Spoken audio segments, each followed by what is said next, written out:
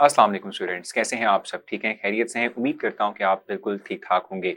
Student जैसे कि आपने देखा कि हमने अब से पहले फंडामेंटल पार्टिकल्स की बात की, जैसे इलेक्ट्रॉन, प्रोटॉन, न्यूट्रॉन की उनकी डिस्कवरी देखी और उनकी प्रॉपर्टीज़ को पढ़ा। तो आज से ऑनवर्ड हम एटम को देखेंगे कि एटम दिखता किस तरह का है, डिफरेंट स्ट्रक्चर्स की हम बात करेंगे जो कि एटम के प्रपोज किए गए। सो आज बेसिकली फर्स्ट हम स्ट्रक्चर देखने जा रहे हैं एटम के एतबार से और वो है रदरफोर्ड्स एटॉमिक मॉडल। और उसमें हम देखेंगे क्या आज के लेक्चर में हम एक तो एक्सपेरिमेंट को डिस्कस करेंगे कि क्या एक्सपेरिमेंट हुआ, ठीक है, किस तरह से हुआ, क्या प्रिटेस्ट किया गया। दूसरी चीज जो हमें देखनी है वो है ऑब्जर्वेशन के क्या ऑब्जर्वेशन रही रदरफोर्ड की इस एक्सपेरिमेंट के बाद कि जिसके बाद उन्होंने अपना एक एटॉमिक मॉडल पेश किया। तो जी स्टूडेंट, जैसे मैंने आपसे कहा कि हम डिस्कस कर रहे हैं Rutherford's atomic model. Rutherford's atomic model, हम इसकी बात कर रहे हैं, ठीक है। इस हवाले से हमने अभी इस वक्त डिस्कस करना है। देखिए, जहां तक बात है रदरफोर्ड एटॉमिक मॉडल की, रदरफोर्ड साइंटिस्ट हैं, इनका नेम आप पहले भी पढ़ चुके हैं। रदरफोर्ड के मुतालिक थोड़ी बहुत इंफॉर्मेशन आपने पहले भी गैदर की हुई है, ठीक है। अब देखो, जब हम बात कर लेते हैं एटम की और एटम के अंदर मौजूद पार्टिकल्स की, उनकी डिस्कवरी की, उनकी प्रॉपर्टीज की, तो ये फिर एक जहन में आती बात कि यार हम एटम के इनसाइड पार्टिकल्स को तो डिस्कवर कर चुके, लेकिन एटम के इनसाइड वो पार्टिकल्स थे कहां पर, एटम दिखता किस तरह से है, स्ट्रक्चर क्या होगा एटम का, ये चीजें बड़ी क्वेश्चन रेज इनके मुतालिक होता है। तो इन्हीं क्वेश्चंस का आंसर देने के लिए सबसे पहला एटॉमिक स्ट्रक्चर हमारे सामने आ रहा है जो कि हम रदरफोर्ड की मुतालिक बात करेंगे, ठीक है, और रदरफोर्ड एटॉमिक मॉडल को लेंगे। किया क्या था, रदरफोर्ड ने बेसिकली इस एक्सपेरिमेंट को परफॉर्म करने के लिए गोल्ड फॉइल ली थी, ठीक है। क्या किया था भाई इन्होंने गोल्ड फॉइल ली थी, यानी सबसे पहले तो हम कहते हैं कि जो है रदरफोर्ड ने क्या किया, एक गोल्ड फॉइल ली। और जब हम फॉइल की बात करते हैं, ठीक है, तो थिकनेस का पता होना बहुत जरूरी है, जिसकी थिकनेस थी 0.00004 सेंटीमीटर, ठीक है। अब किया क्या इन्होंने, अच्छा, एक तो गोल्ड फॉइल ले ली, दूसरा फिर इन्होंने अल्फा पार्टिकल्स का एक सोर्स लिया, ठीक है, जो कि अल्फा पार्टिकल्स जनरेट कर रहा था, प्रोड्यूस कर रहा था, हमें डिलीवर कर रहा था, ठीक है। और उन अल्फा पार्टिकल्स को बम्बार्ड किया over the surface of this gold foil. अब जब हम ये बात करते हैं कि अल्फा पार्टिकल्स को जब बम्बार्ड किया गया ओवर द गोल्ड फॉइल, तो हमें पता होना चाहिए कि क्या वो सिनेरियो था, किस तरह से वो बम्बार्ड किए गए, उससे क्या हुआ, ठीक है। तो ये चीज देखने के लिए मैं आपको एक विजुअल दिखाऊंगा जिससे कि एक्सपेरिमेंट सारा के सारा जो है आपको समझ आ जाएगा कि क्या एक्सपेरिमेंट एक्चुअली परफॉर्म किया गया, ठीक है। तो जल्दी से चलते हैं टुवर्ड्स एक्सपेरिमेंट। तो देखें जनाब, आपकी स्क्रीन पर इस वक्त एक्सपेरिमेंट मौजूद है। हमने लिया एक गोल्ड अल्फा पार्टिकल सोर्स, और वो alpha particle source gold foil की सरफेस पे अल्फा पार्टिकल्स को बम्बार्ड कर रहा है, दे रहा है, मतलब कि डिलीवर कर रहा है अल्फा पार्टिकल्स को गोल्ड फॉइल पे। और आप देख रहे हैं कि particles are moving from the gold foil in a straight line, लेकिन चंद एक पार्टिकल्स ऐसे हैं कि जो एक सर्टेन एंगल पर क्या होते दिख रहे हैं आपको, डिफ्लेक्ट होते दिख रहे हैं, और कुछ पार्टिकल्स बाउंस बैक भी हो रहे हैं। तो ये बेसिकली एक एक्सपेरिमेंट था जिसके बेस पे रिजल्ट्स जो है वो डेवलप किए गए, यानी कि रिजल्ट्स सामने आए, और उन रिजल्ट्स की बेस पे रदरफोर्ड ने अपना एटॉमिक मॉडल पेश किया, वो मैं बताऊंगा लेटर ऑन, ठीक है। सो बेसिकली एक्सपेरिमेंट क्या हुआ कि we take source of alpha particle, एक सोर्स ऑफ अल्फा पार्टिकल लिया गया,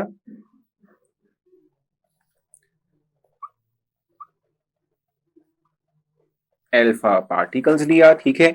और ये अल्फा पार्टिकल्स जो थे, हमने इसको गोल्ड फॉइल पे, गोल्ड फॉइल की सरफेस पे फॉल करवाया, गोल्ड फॉइल, ठीक हो गया।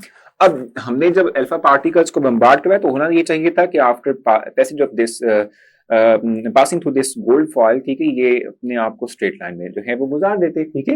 लेकिन क्या हुआ कि इनमें से कुछ पार्टिकल, चंद एक पार्टिकल, ज्यादातर पार्टिकल जो थे वो अपनी स्ट्रेट लाइन को फॉलो करते रहे, ठीक है।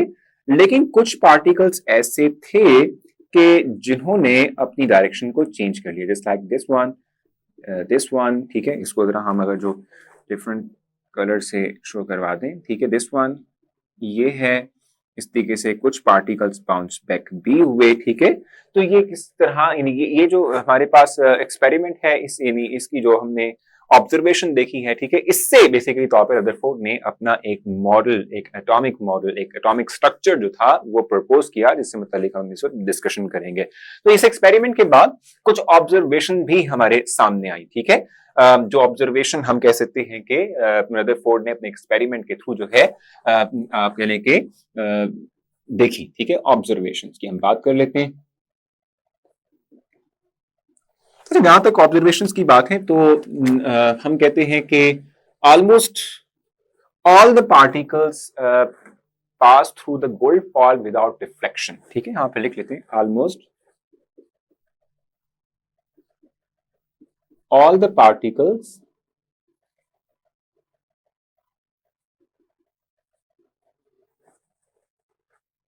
passed through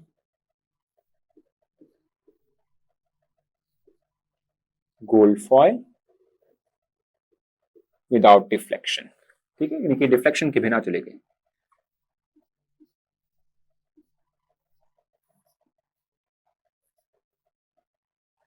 ठीक है। और दूसरी ऑब्जर्वेशन नॉर्मली जो बिगर ऑब्जर्वेशन थी वो क्या थी कि a few particles deflect through certain angle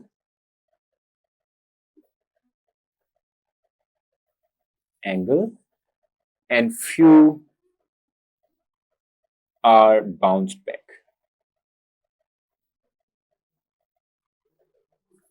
ठीक है। कुछ जो थे वो पीछे आ गए, दोबारा से बाउंस बैक हो गए, ठीक है। तो ये दो ऑब्जर्वेशन थी। रदरफोर्ड ने अपने एक्सपेरिमेंट को परफॉर्म करने के बाद जो उसने रिजल्ट देखा, यानी जो आप कह लें कि पार्टिकल्स थे after passing through the gold fall, जो उनका बिहेवियर था, उससे ये दो रिजल्ट सामने आए, ठीक है।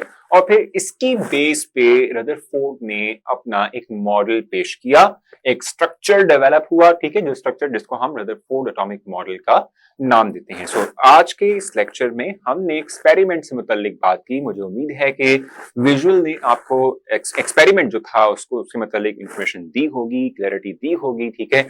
और ऑब्जर्वेशंस जो थी ये इंपॉर्टेंट हैं, आपको पता होना चाहिए। इन्हीं ऑब्जर्वेशन की बेस पे हम अपने नेक्स्ट लेक्चर में रिजल्ट्स इन्फर करेंगे और उन रिजल्ट्स की बेस पे देखेंगे कि रदरफोर्ड एटॉमिक मॉडल क्या था। तो अपना ख्याल रखें। If you have any confusion आप मुझसे पूछ सकते हैं, मैं आपको जरूर रिस्पॉन्स दूंगा।